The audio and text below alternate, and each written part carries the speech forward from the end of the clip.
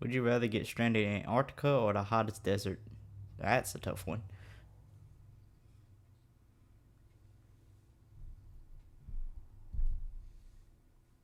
That's actually a very hard one to look at. I would say I say Antarctica. freeze your balls off though. Mm, I I'd mean, say the hottest desert. I mean, it'd be really bad because and I'm about to get a crazy sunburn and dehydrated as best. But you can theoretically escape a desert. There'd be civilization somewhere. But Antarctica, you're on a giant island with nobody around, and you get hallucinations because there's so much like alone like space, yeah, it's alone, is and white, it's snow. Yeah, people get hallucinations because they see all the like but the you snow on the ground, the snow in the air. It's white everywhere. You can't. You have no spatial awareness. you'll hallucinate in the desert too because you'll think you're seeing the city and the whole time you're really staring at nothing. That's a Well, point that's taken. true. When you get dehydrated enough, yeah. Yeah. I mean, me. Then again, I was about to say it depends where you get trapped because like if you get like trapped dead center in the middle of both either one, your likeliness is like low. But with Antarctica, like if you got like a coat and supplies, all you gotta do is just keep moving and stay warm. In the desert, you can take off all your clothes if you want to. You still gonna be hot. Normally, I would side with being cold, right? I'd rather be cold than hot normally, but I would agree.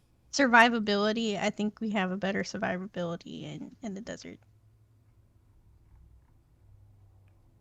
I don't know about that. Yes. That's saying. I'm like I don't know. It's like this is realistic that it's that having stroke. Jesus Christ. Uh, but it's realistic that you say that. At the same time, it's like eh. Because all you got to do, you can just walk in one direction the whole time. Eventually, you'll run into something. But the thing is, In which direction? Antarctica, you're gonna Yeah, walk into the ocean. There ain't nobody out there. I mean, you That's got a that's couple that's a point. research bases down there. You'll eventually Like, run into something. there's a really low chance of you running it. You have to know exactly where they're at. Like, Yeah, and then you got to fight the penguins. It's like Who would find a penguin yeah, all you gotta do is just pick them up and just slide them on ice. until you get beat up by them? Like, If I get jumped by some penguins, dude, for one, that's low key kind of embarrassing because you got beat up by a penguin. But at the same time, you know how epic that fight will be. this guy. Now, think about it. Think about it. It's penguins, flightless Only, birds. only, only somebody who wants to like get folded by a penguin will say that. That why would I want to get photoed by a penguin? All you got to do is just like kick them like a football. There goes the ASPCA contacting us. Contacting you, ladies and gentlemen, I had nothing to do with this. Yes, you do. You're part of the No. randomness now. Randomness with the gang. So everybody takes accountability somewhere. Oh my god, this man about to get Get you what? me like murdered. Murdered. I know the animal people won't go that far. I mean, they'll threaten you, yeah, but I don't think they'll go as far as killing you. Well, there's some extreme animal people out there, though. Some really extreme Uh huh. ones. There's some weird. Oh God, there's some weird ones in here now. Okay, what are we talking about? Uh, okay. Would you rather use tissue paper as a toilet paper or mayonnaise as a body lotion? Ugh. Tissue paper, the fuck ass. Mayonnaise as a body lotion? Ugh. nah, it's weird. Yeah, like I said, there's some weird ones in here now. Like, ugh, mayonnaise. Ugh. As body lotion, I mean, they go good on sandwiches, but not on the body. Well, I mean, it can. I mean, you can use mayonnaise for some things that you need to do. Like, if you get lice, you can use mayonnaise to kill the lice in your hair, stuff like that. But You can do that. yes, just as body lotion, that's weird. Yeah, see. Would you rather have sex with a goat and no one finds out, or not have sex with a goat but everybody thinks you did? What? That's like that one. Some That's like one animal. of the ones that's like, would you have sex with your parents or like you're someone that you're related to, and then no one thinks you did, or have someone to do it and they find out you did. See, no matter how you put it, it's nasty. It's some nasty Uh huh. stuff.